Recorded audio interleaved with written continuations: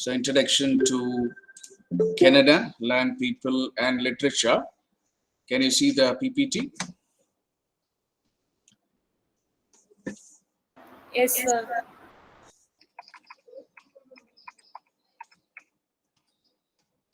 Okay, we will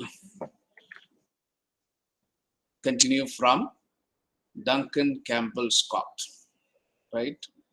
And before that, we saw about Lampin, and there is a close connection between Lampin and Duncan. They are close friends. They shared similar responses to contemporary natural and intellectual environments. Like the Romantics, they loved nature and were also afraid of the violent side of Canadian landscape. So you can see that the natural and intellectual environments, how they responded to both. And they loved nature as well as they were afraid of the violent side of Canadian landscape.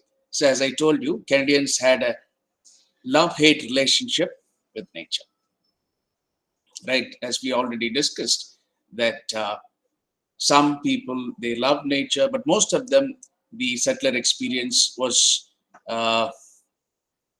quite terrific, I would say, violent, because nature's violent side is seen in Canada because of its harsh climatic conditions. And most of the writers wrote about that. So he is one among them, Duncan Campbell Scott. They were afraid of the violent side of Canadian landscape. They loved it as well. That's why I said that they have a love-hate relationship with nature. So moving on to one of the maybe poems of Duncan Campbell Scott. You can just have a look uh, of his lines from a poem, right? Onodaga Madonna, and closer in the shawl about her breast, the latest promise of a nation's doom.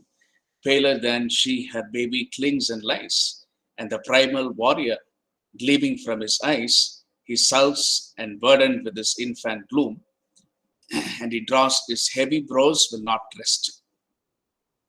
So this is a sonnet titled Onondaga. What it imagines an Indian girl who belongs to a weird and waning race, right? A tribal girl. He also is concerned about the indigenous people, right? The First Nations people and how they suffered, right? How this Indian native girl, indigenous girl, has suffered, and she has a child hidden in her shawl, and how they were proud warriors once, and now they are vanishing in the brink of extinction, right? Because of various factors.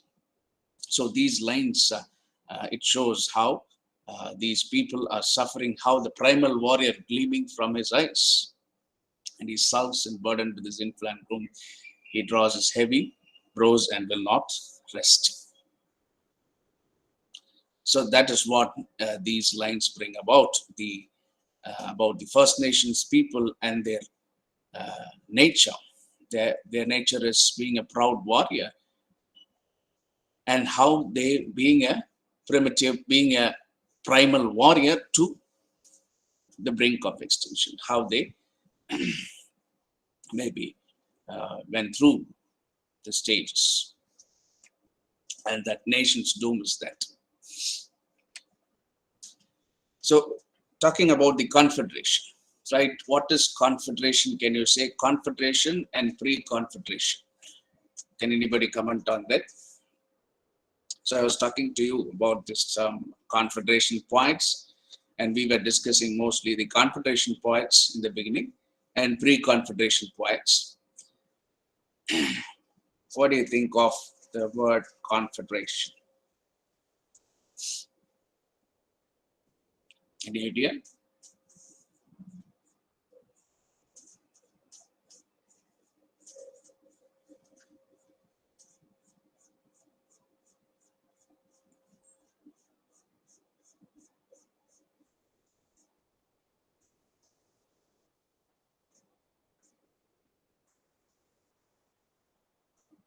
You can comment in the chat box.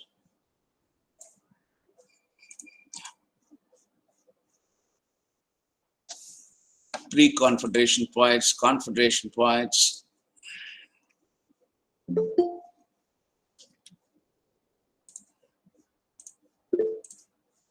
an organization, okay, not exactly, a grouping kind of, right? In terms of political unity, there was a confederation that came up. And in terms of the writers who came up, who came together, right, the confederation poets, we are terming them based on the political unity as well as the writers who wrote during that particular time period. So that is why we are segregating them, right, as confederation and pre-confederation poets. Okay, so what is there is these points we can see from the pre-confederation points to the confederation points. There is a concreted effort to define Canadian identity, right? So far, if you have listened to the previous lectures, what is focused is the Canadian identity. The formation of Canadian identity is what all these writers are trying to build up. And that takes cognizance of the fact of Canada being a bilingual and three civilizational country under the British Empire. The feeling of exile and isolation, so prominent among the predecessors, is not so strong among these poets who seem to have developed love for the land. Their feelings to nature are ambivalent, the love-hate relationship, while nature inspires awe and spiritual longings in some. Right? As I already told you about how for some people, right, it inspires awe, it has spiritual longings, but it is hostile for some and therefore a source of horror for others. So this ambivalent attitude, keep that in mind, very important with regard to Canadian literature. The aspect of survival to the native Indians as savages and nature's children is also discernible among them. And how they saw the native Indians, what white people saw these native Indians, right, as savages, uncivilized, and their colonial process as something that is to be civilized, right? They have to civilize. They have this burden of civilizing this natives. But what they did is mostly exploited them, right, for the resources and all the wealth which was taken to England. It may therefore be surmised that while Confederation did produce a political nation, as I was talking to you about the political unity that came up under the British Empire, it had to yet produce a Canadian identity necessary for the growth and development of a national literature. Right? It is not able to still produce a development of a national literature, a national identity. People were grouping together, writers were grouping together and trying to form a Canadian identity, but still there is a lack of development of a national literature with a character of its own. So Northrop Frere, the famous Canadian critic, however, he makes a clear distinction between identity and unity in Canada. This is a very important statement. Listen to this. See this, he remarks in the preface to the Bush Garden, his important work, the Bush Garden. Identity is local and regional, rooted in the imagination and the works of culture. Unity is national in reference. Unity is national. It may be referred universally, right? It is international in perspective, but the lived experience, the identity, the formation of identity is local and regional. That is what Northrop Frere is stressing, asserting. Assimilating identity to unity produces the empty gesture of cultural nationalism. Assimilating unity to identity produces the kind of provincial isolation, which is now called separatism. Right? The formation of identity is complex and it is rooted in the local, the regional. That is what you have to understand. This is from preface to the Bush Garden. So the Confederation poets could produce only the empty gesture of cultural nationalism, as nationalism was yet alien to the Canadian imagination because it was still a dominion of the British Empire under British control. So Still, we are trying to understand what Fry says is of the opinion lacking the American revolutionary tradition. The difference between how Canada as a nation or Australia as a nation, how America as a nation came up, how India as a nation, okay, what is the background of the nationalist feelings, right? All these have to be taken into account. But Canada did not have that revolutionary tradition of America. So that is one important aspect, the lack of the revolutionary tradition, which hindered the formation of a nationalist literature, right? Canada had gone from a pre-national to a post-national phase without ever having become a nation. So, notwithstanding this remark of Fry, let us try to understand the serious efforts put by some of the poets and writers who attempted to create Canadian nationalism and modernism. Let's try to understand some of the writers from Canada who tried to build that idea of a nation, the idea of national literature, right? Canadian nationalism and modernism. So, coming to modernism or nationalism of Canada, the feeling of the emergence of nationalism in Canada during the modernism period, the emergence of Canada as a mature, self-confident nation. According to Fry, he says Canada is not a nation but an environment. So such is the influence of the environment, the surroundings of Canada on the psyche of Canadian people. So the modernist movements in Britain, America also influenced these points. Right? Can you say something about the modernist movement in Britain, especially in Britain and America, how it influenced these points?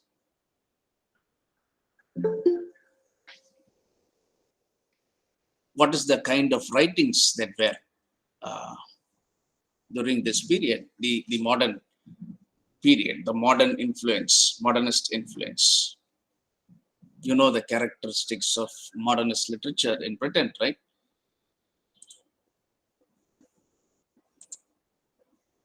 What is the modern age characteristics of maybe, of course, the time period may roughly differ, but still the influence of Britain modernism was really during the colonial period. After the formation of Canada, it had a great influence, right?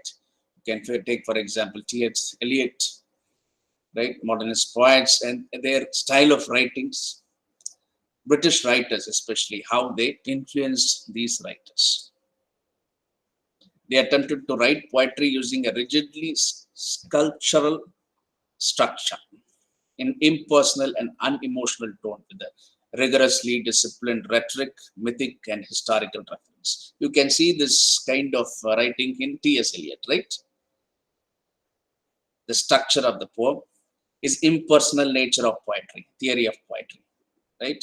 How he makes, T.S. Eliot makes its personal experiences and makes it impersonal. An unemotional tone, a dry tone. If you have read T.S. Eliot's Wasteland, you know that what I'm talking about, the nature of modernist poetry, right?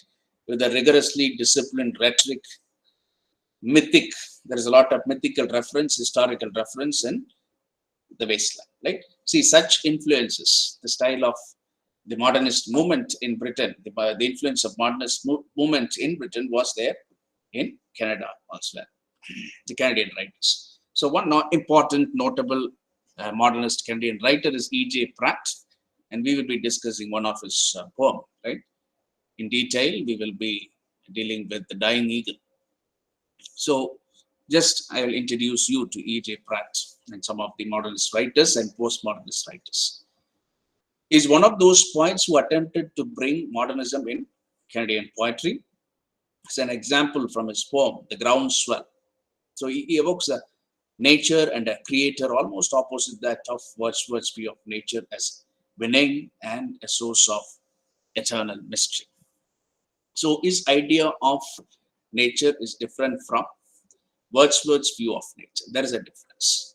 So his nature poetry expresses an evolutionary vision. So what is this evolutionary vision? Vision is guided by the post-Darwinian philosophy. Right? What is Darwinian philosophy? Can you explain?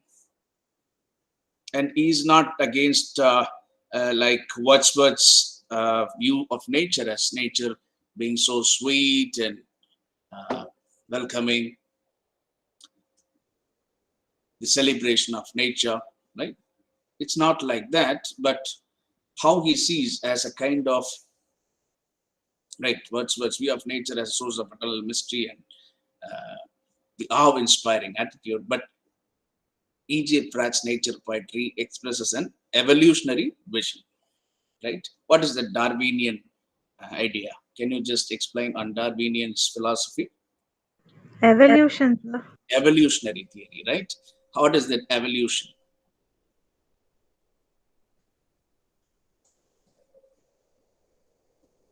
So when Darwinism and the science developed during the Victorian era, it became a big hassle, sir.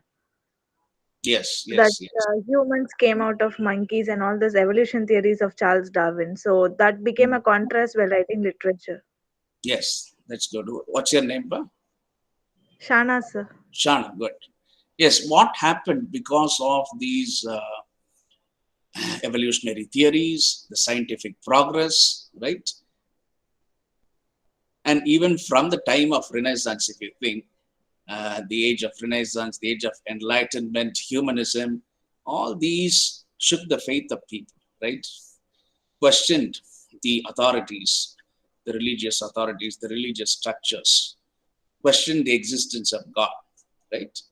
And shook the faith of people. And that was maybe, in fact, you can see that reflection in modernist literatures, the aftermath of World War I and II.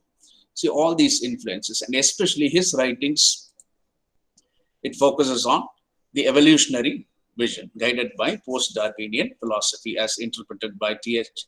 Huxley and others, who argued that the fundamental component of the whole cosmos is cosmic energy, and the fundamental process of universe is evolutionary. So that is the idea of nature, E.J. Pratt, okay, expressed in his works. It is opposite to that of Wordsworth's view of nature as benign and a source of eternal mystery. Nature as an awe-inspiring entity, right? It is opposite to that. So Sandra Dejua argues that the central concern in Pratt's poetry is the conflict between Darwinism and Christianity. So this contrast is always there, right? Darwinism, the evolutionary theory, and the Christian worldview of the creation stories and the faith in God and all those aspects. Darwinism is based on scientific facts, right? This conflict is always there. It will continue to be there, right? That is what he is capturing. Pratt's poetry is the conflict between the central concern is the conflict between Darwinism and Christianity. Like just a few examples from Pratt's poetry. So Pratt this transforms the history of Canada and scientific knowledge into a heroic and mythic whole, right? In his poems like the Titanic, Brebeuf and his brethren, Dunkirk, Behind the Lock, Towards the Last Pike. And this Towards the Last Pike, it celebrates the triumph of human will and how a group of engineers and workers of European descent, they worked, okay, with that human will that led to the completion of the Canadian Pacific Railway. And what they did is they ignored the coolies or the workers, Chinese workers and the native Indians and the South Asians. They were discriminated and they were not at all part of the history, right? Only the European descent who contributed, the engineers and workers who contributed, those people of European descent were celebrated and they were regarded, and all these others were silenced and they were not at all part of history. Those people, Chinese and native Indians and South Asians who worked for the Canadian Pacific Railway, they were not at all maybe shown as part of the historical process or the contribution, what they did for Canadian Pacific Railway. They were erased from history and their contribution to Canadian Pacific Railway. And that is what he is trying to critique and celebrate, as well as critique this erasing of history, this politics behind that. Okay. So coming to F.R. Scott, another important Modernist poetry. He rejected the romantic poetry. See, previously, if you have listened to the other lectures, you can see how these people in the beginning, they were following the British poets. They were trying to emulate the British poets like Wordsworth and others. But you can see the modernist poets and the postmodernist poets, they are trying to create a new identity, a new form of writing, right? They rejected the romantic poetry of the Britishers, the romantic poetry of his father's generation. That's what he means, F.R. Scott's father, to reflect his social consciousness in poetry. Social consciousness is very important with regard to F.R. Scott. So he is the founding member of Canadian Mercury, a literary magazine that gave voice to the Montreal group of poets. And who are these Montreal group of poets? Right, Leon Edel, John Glasgow, A.M. Klein. We will be discussing A.M. Klein, F.R. Scott, A.J.M. Smith, and all these group of poets called as Montreal group of poets. They attended the McGill University as undergraduates. So what is their style? What is their nature? Or what is their theory? Is they championed the theory and the practice of modernist poetry over the Victorian style versification, exemplified by the Confederation poets. So you understand that Confederation poets exemplified the Victorian style of versification, the style of poetry, but the pre-Confederation poets, they changed and they started the modernist way of writing, style of writing, right? I hope, are you following? Am I clear? If you have any doubt, you can just stop me. And this is an example from F.R. Scott's 2 lines. He wrote a comprehensive poetry, right? This nature of poetry, to unite the mythic nature of the land with the reality of personal experience. Right? Hidden in wonder and snow or sudden with summer, this land stares at the sun in a huge silence, endlessly repeating something we cannot hear. This is a poem, Laurentian Shield, and see how the mythic nature of the land and the reality of his experiences you can see in these lines. The land stares at the sun in a huge silence, endlessly repeating something we cannot hear. Right? That is his style of poetry. So coming to A.J.M. Smith.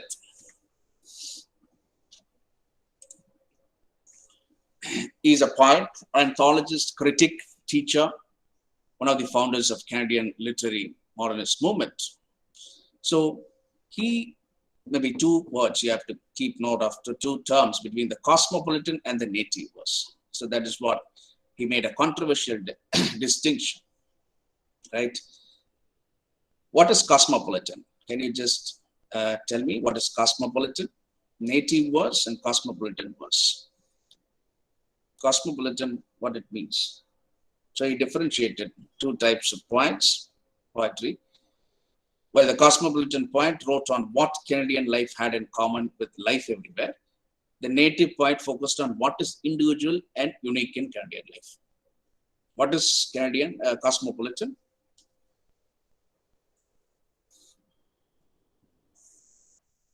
People from various worlds, sir. People from various worlds. Various immigrants world. or people. Huh? Immigrants or people who have come from other place and settled in their town. Okay, right.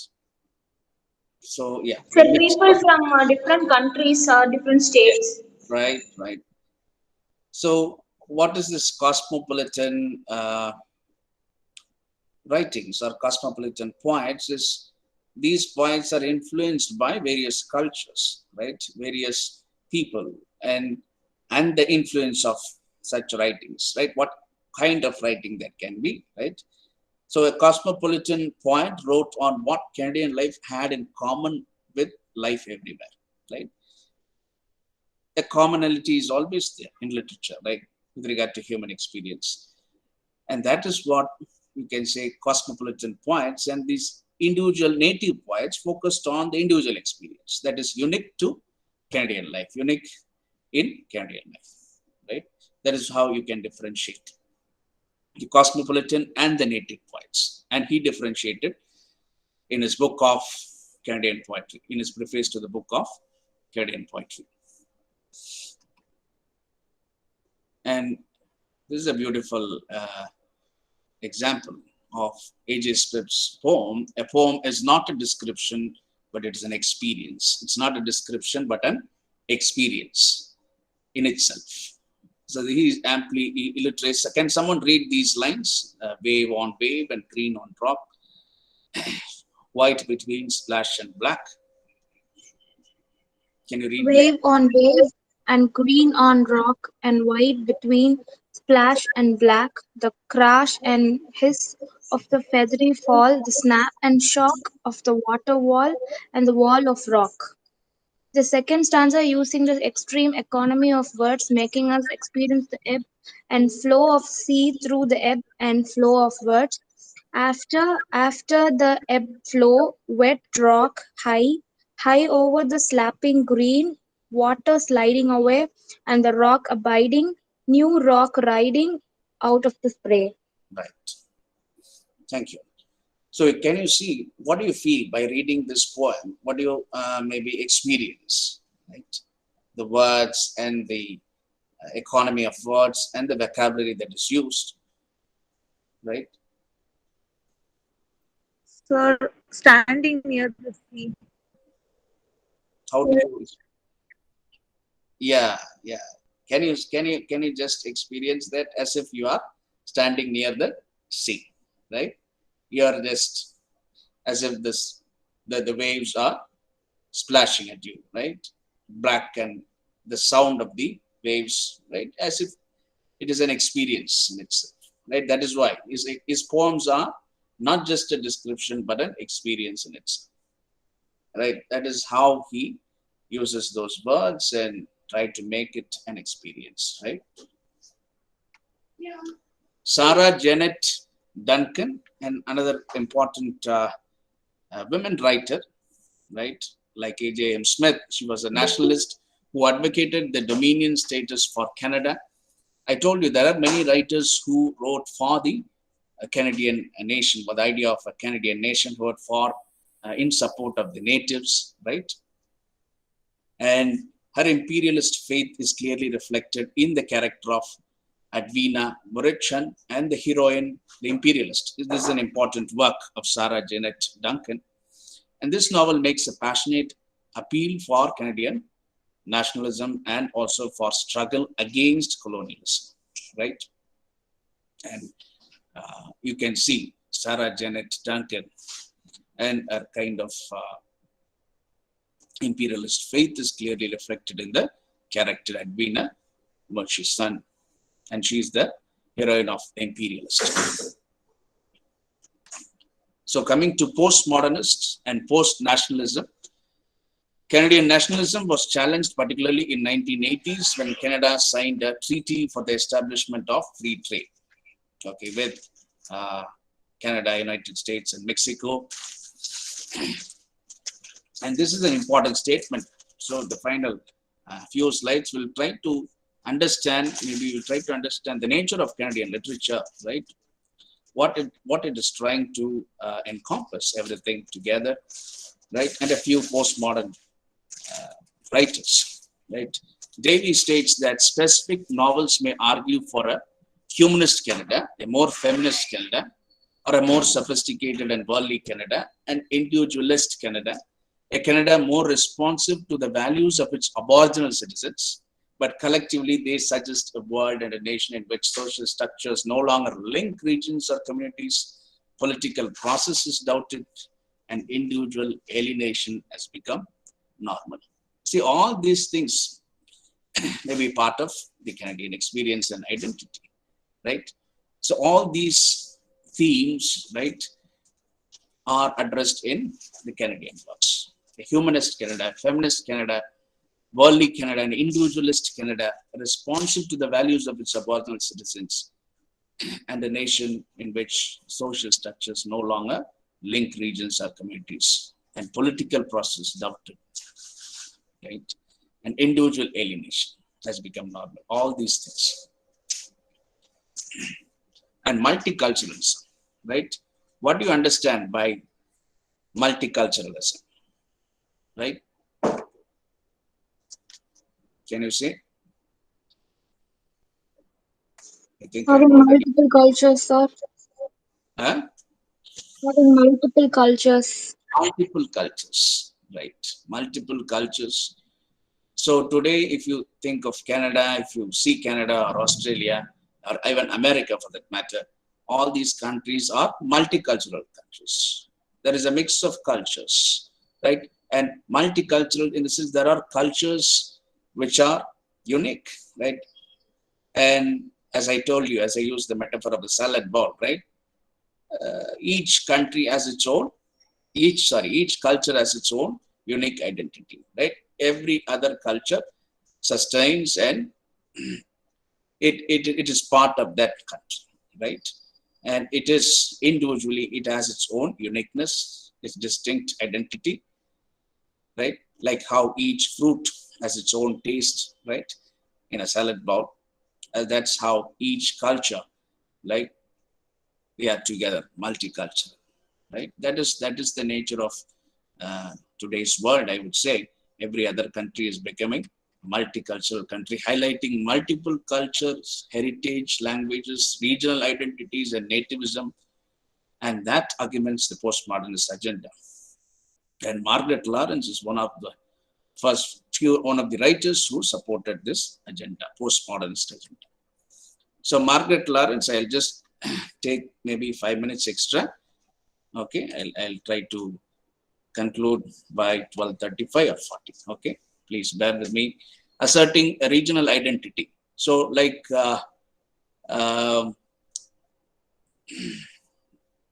R.K. Narayan's Malgudi, right?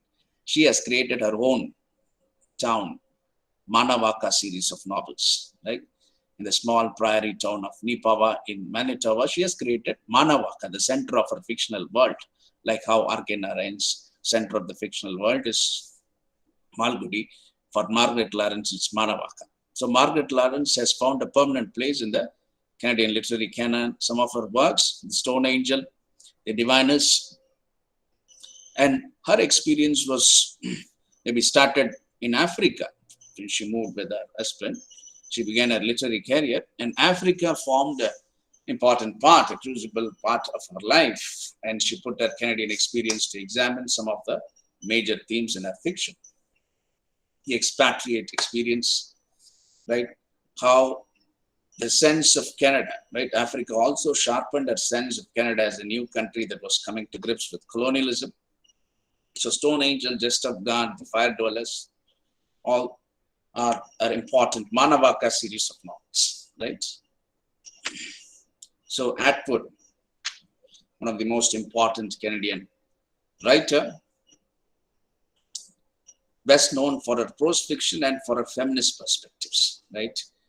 Double press phone and circle game, animals in that country. So she ponders mostly on human behavior, celebrates nationalism, natural words, and condemns materialism. And she celebrates natural world.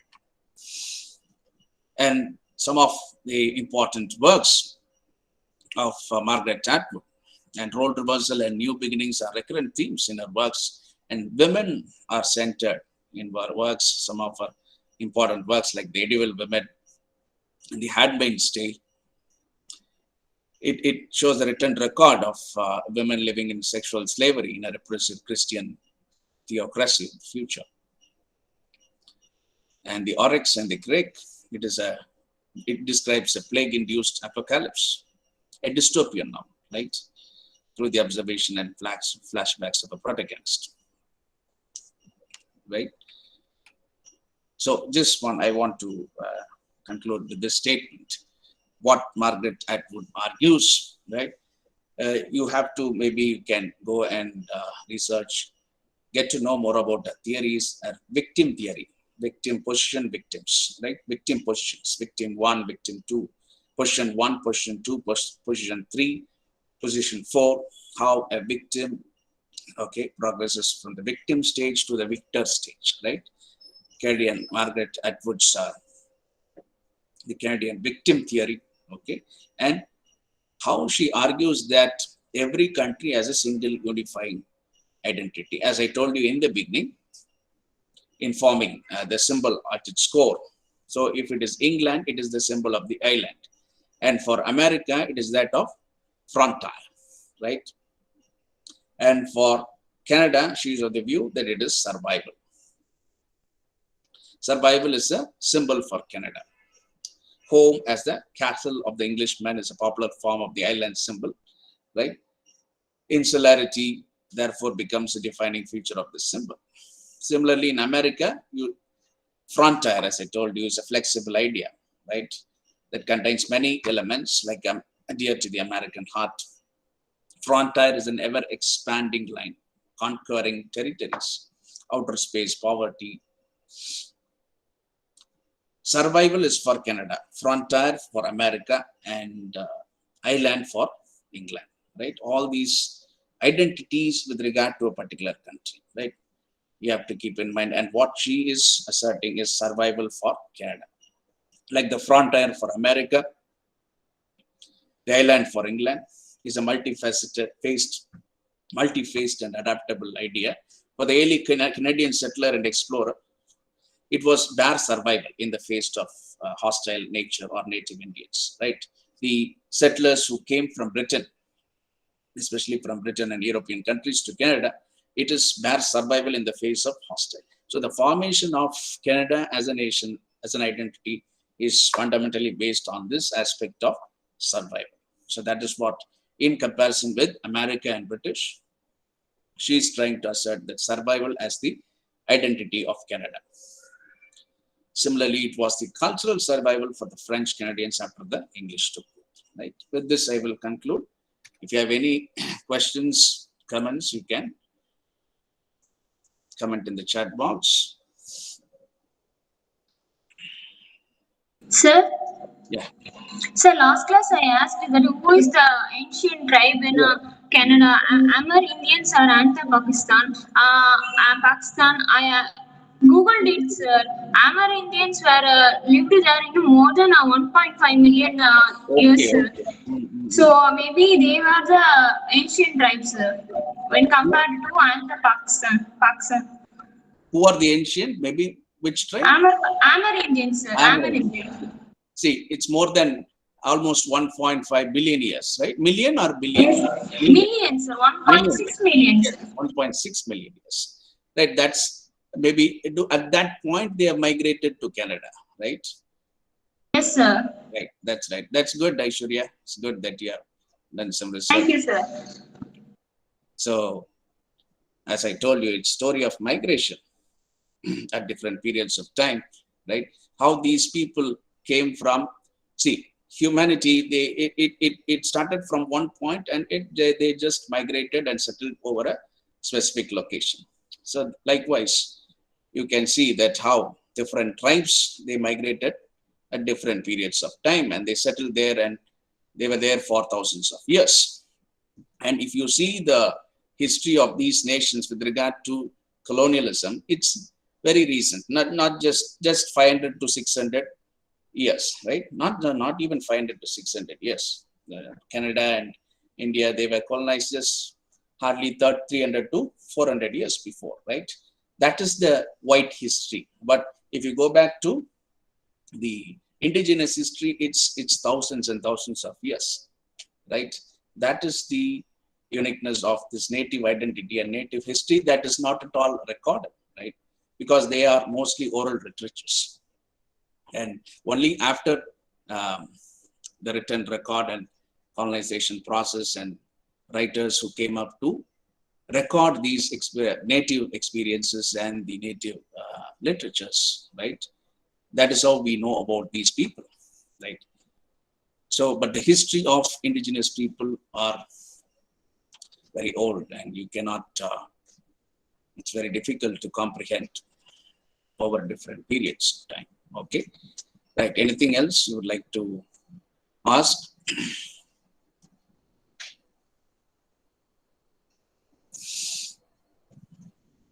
Any questions? Any comments? If you like to add something, you can add.